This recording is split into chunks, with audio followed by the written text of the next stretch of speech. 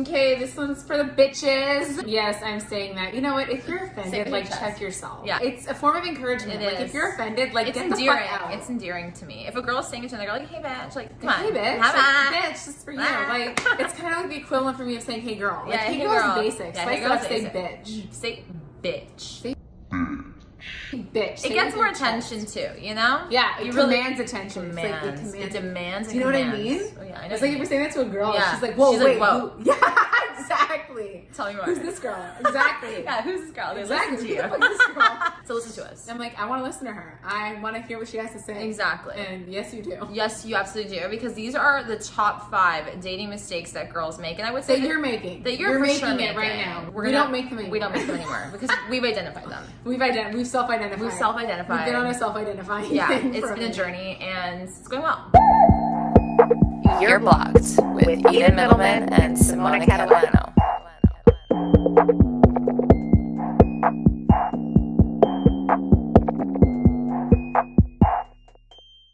So we're gonna go through 1 to 5. Number 1 is obviously romanticizing him. So okay, like, you meet a guy. Hi, queen. Hi. Hello. Hi. Hey, queen. Built your life with a man you don't even know his name. Hi, hello. My name is Simona. I need help. Yes. So you see him. You're like, oh my god, that's my man. Yeah. You know nothing about him. Nothing. You don't even know his name. He was nice to you for 2.5 seconds, and suddenly, oh my god. You're writing your first name and last name in the back of your note. And you're like, oh my god, he's gonna come back and see me, and we're gonna build a life, and we're gonna have 7 kids. We're gonna move to Italy. Yeah. Oh my god, he's amazing. Like, just because that one glance made you tingle and tickle a little bit, like, just relax. He said good night to you. Yeah. Like, let's take it easy. Let's take 5 here. Because what happens is when we romanticize them, we build them up in our heads, and we have these big expectations, and we get emotionally connected to them. Oh my god, but not even to them. It's not even to them. It's a fictitious person. It's the idea. It's not even real. It's not even Show real. me where. Where is he? Okay, you put him on a pedestal, now you gotta break up with that idea of him. Punch the pedestal right under his feet. Yeah. Look at him for who he is. Who are you? And I think that that's something that you have to remind yourself of too, as well. So like, if I'm romanticizing a guy, I don't know him though.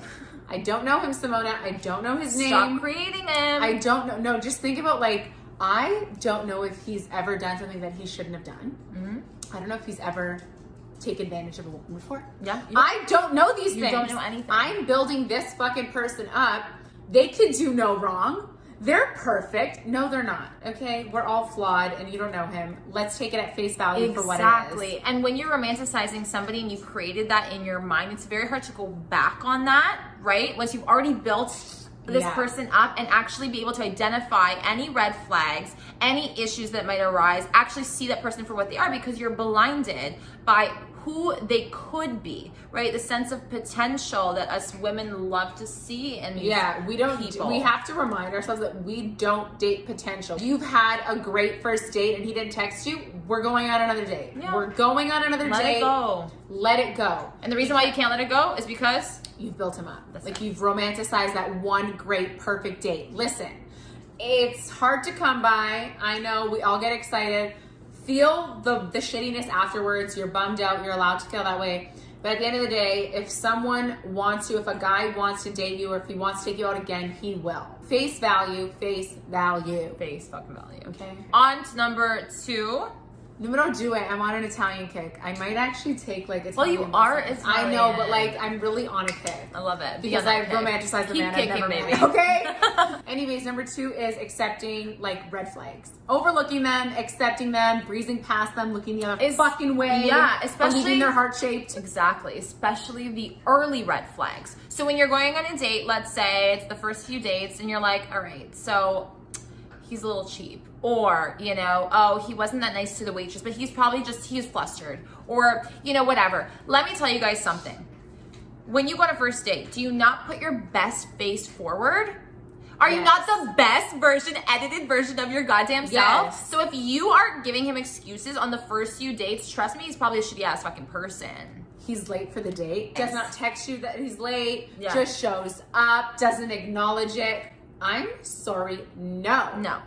These are things that you have to stop making excuses for him in your head, because again, it goes hand in hand with number 1. You probably romanticize him and you don't want to be disappointed. So you're lying to yourself. You're making excuses. And this is something that I've heard multiple times. I'm not sure who said it, but this is something you guys probably are familiar with too. The red flags that you see early on are the red flags that you're going to be dealing with throughout the relationship and at the end. So don't ignore them. Those red flags become the deal breakers eventually. At the end, yes. So that's why it's important for us to acknowledge.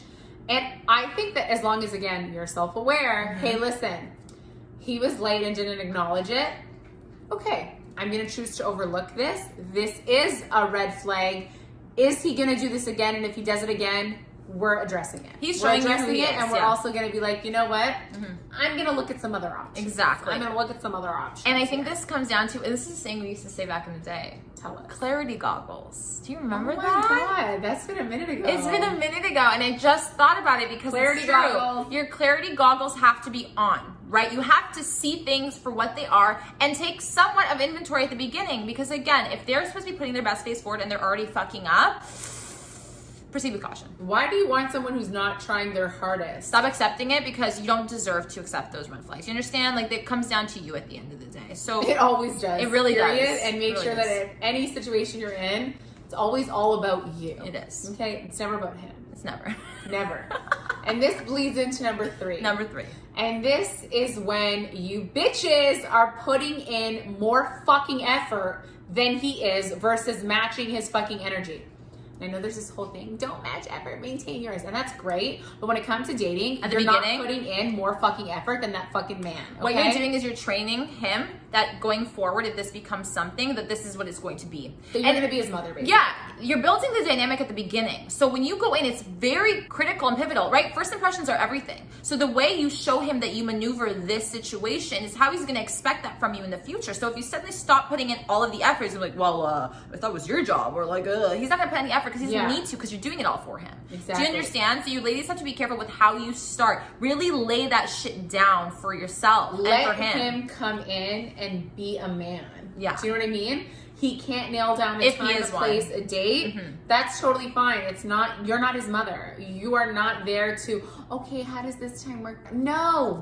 I think it comes down to molding the person again. You needing to mold him because you see whatever potential. Making him be that person for you. But if he's not that person, because it's you can't so make much him. more convenient to be like, oh, I'm with Johnny than, oh, I'm single, isn't it? Yeah. Isn't it? Is it though? Is it really though? Is it really though? Is it really though? Because Johnny's gonna give you a lot of headache. Johnny is a headache. Do you know what I mean? We've identified that. We've identified. We've done the legwork on that one for you. We've identified. Trust us. He's just a walking red flag. Yeah, he's a walking red flag. Don't ignore it. So number 4 is, and a lot of us do this because we're excited at the beginning, is being so available. I literally never even and said accommodating. it Okay? Like, oh my God, he asked me on a date tomorrow. And like, I kind of have something, but I'm just going to switch it around. I'm not going to tell him. I'm just going to be like, yeah, oh my God, tomorrow works. Why?